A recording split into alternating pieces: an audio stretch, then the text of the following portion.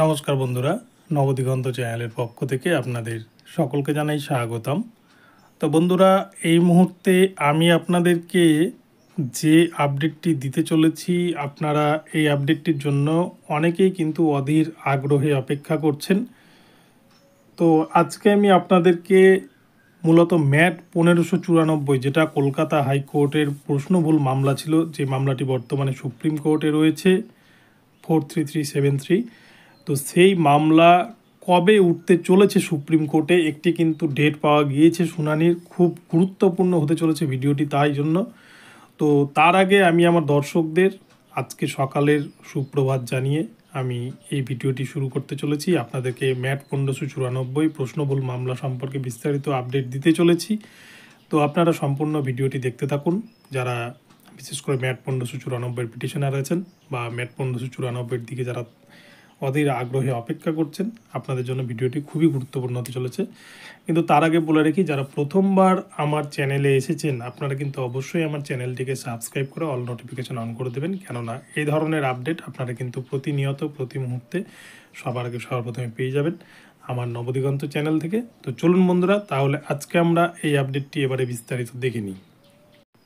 তো বন্ধুরা, আপনারা সকলেই প্রায় জানেন যে 23টি প্রশ্ন ভুল নিয়ে কিন্তু গত পরশুদিন কলকাতা হাইকোর্টের বিচারপতি রাজাশেখর মান্থা একটি গুরুত্বপূর্ণ নির্দেশ দিয়েছেন আমাদের পশ্চিমবঙ্গ প্রাথমিক শিক্ষা পর্ষদের উদ্দেশ্যে, এবং সেক্ষেত্রে কিন্তু 23টিরও বেশি প্রশ্ন ভুল রয়েছে এমনটা মন্তব্য করেছেন বিচারপতি, এবং পর্ষদকে এক কথায় তুলোধনা করেছেন যে চাকরির একটা পরীক্ষা নিচ্ছে পর্ষদ, সেখানে যারা কোশ্চেন সেট করছে, এখানে কোশ্চেন ভুল হয় কী করে, সেখানে একটা দুটো ভুল নয়, সেখানে কিন্তু এতগুলো প্রশ্ন ভুল।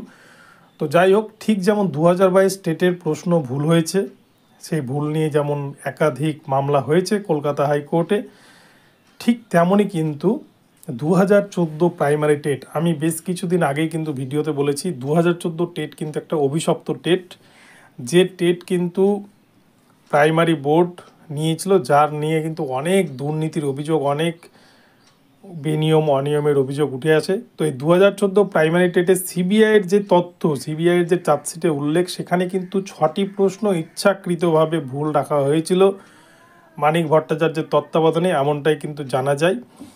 এবং এই 6টি প্রশ্ন ভুলের কারণে বারংবার কিন্তু কোর্ট কেস করিয়ে পর্ষদের তরফ থেকে হাজার হাজার ক্যান্ডিডেটকে চাকরি দেওয়া হয়েছে বা টেট পাস করানো হয়েছে। আর পশ্চিমবঙ্গের যত 2014 টেট পরীক্ষার্থী ছিল, যারা বিশেষ করে 2014 প্রাইমারি টেটে সে সময় পাস করতে পারেনি, তারা কিন্তু এই নিয়ে মামলা দায়ের করে কলকাতা হাইকোর্টে, যে 6টি প্রশ্ন ভুল ছিল, এই 6টি প্রশ্ন তো যারা অ্যাটেন্ড করেছে তাদের সকলকেই যেন নম্বরটা দেওয়া হয়, এরকম একটা দাবি নিয়ে মামলা করা হয়। এবং সেই দাবির পরিপ্রেক্ষিতে কলকাতা হাইকোর্টের সিঙ্গেল বেঞ্চের প্রাক্তন বিচারপতি অভিজিৎ গঙ্গোপাধ্যায় তিনি কিন্তু নির্দেশ দিয়েছিলেন যে যতজন পরীক্ষার্থী রয়েছে প্রত্যেককেই কিন্তু 6 নম্বর করে দিতে হবে, যারা 6টি প্রশ্ন অ্যাটেন্ড করেছেন। এবং সেই রায়কে প্রাইমারি বোর্ড চ্যালেঞ্জ করে ডিভিশনে যায়। ডিভিশন বেঞ্চে প্রথমত সুব্রত তালুকদারের ডিভিশন বেঞ্চ, তারাও কিন্তু নির্দেশ দেয় যে সকলকে 6 নম্বর দিতে হবে। এবং তারপরে মামলাটি বিশেষ ডিভিশন বেঞ্চে যায়, সৌমেন সেনের বেঞ্চে, তিনিও কিন্তু নির্দেশ দেন যে নভেম্বর 2023-এর মধ্যে প্রত্যেক পরীক্ষার্থীকে এই 6 নম্বর করে দিতে হবে।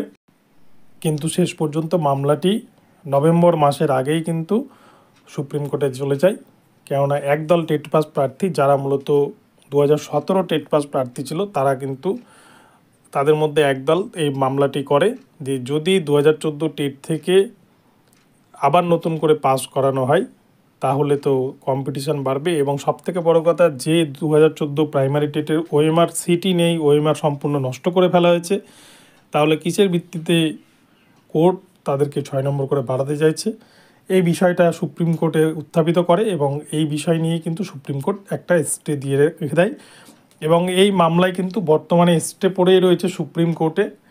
তো এই মামলাটি সুপ্রিম কোর্টে প্রায় 5 মাস হয়ে গেল, এখনও পর্যন্ত কোনো কিন্তু শুনানি হয়নি। তো এই মামলার রিসেন্ট একটি ডেট পাওয়া গিয়েছে, একটি কম্পিউটার জেনারেটেড ডেট, যে মামলা কিন্তু খুব শীঘ্রই এপ্রিল মাসে উঠতে চলেছে। তো আপনাদেরকে আমি স্ক্রিনে দেখাচ্ছি প্রমাণসহ। তো দেখুন লাল কালি দিয়ে আমি ঘিরে দিয়েছি 9/4/2024 কম্পিউটার জেনারেটেড একটা ডেট পাওয়া গিয়েছে। এই ডেটেই কিন্তু এই মামলা হয়তো উঠতে পারে। এটা কিন্তু কম্পিউটার জেনারেটেড ডেট।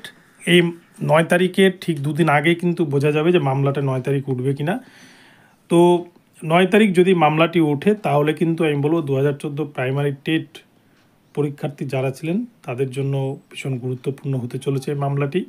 কেননা এখান থেকে কিন্তু যদি সুপ্রিম কোর্ট নির্দেশ দেয় তাহলে কয়েক হাজার ক্যান্ডিডেট তারা কিন্তু নতুন করে টেট পাস করতে চলেছে।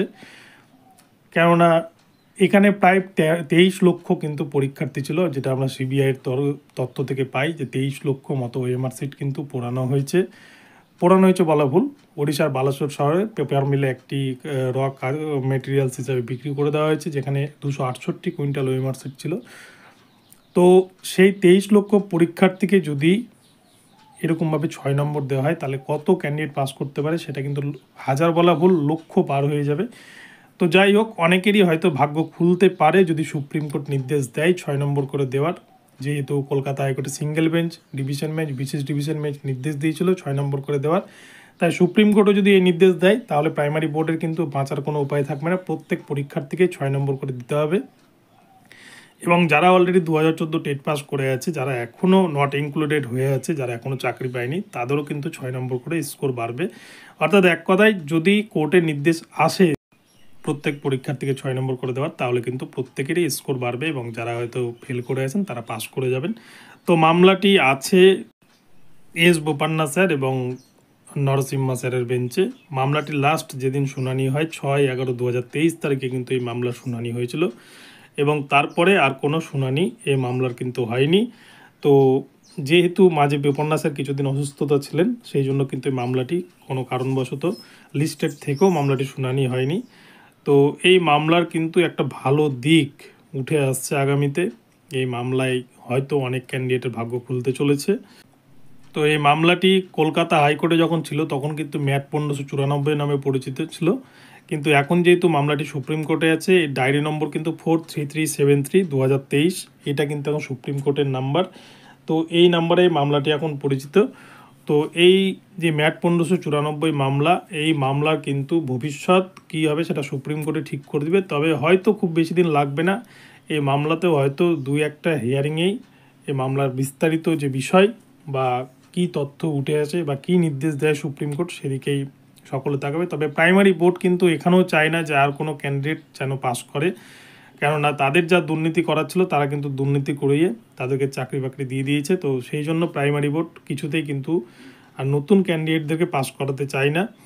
তো বন্ধুরা, এখন এই পর্যন্তই রইল আপনাদের জন্য আপডেটটি। আপনাদের আপডেটটি কেমন লাগলো অবশ্যই কমেন্ট বক্সে জানাবেন। ভিডিওটি ভালো লাগলে চ্যানেলটিকে সাবস্ক্রাইব করে দেবেন আর প্রতি মুহূর্তে এই ধরনের আপডেট পেতে অবশ্যই চ্যানেলটি ফলো করতে থাকুন। ধন্যবাদ সকলকে, সকলে ভালো থাকবেন।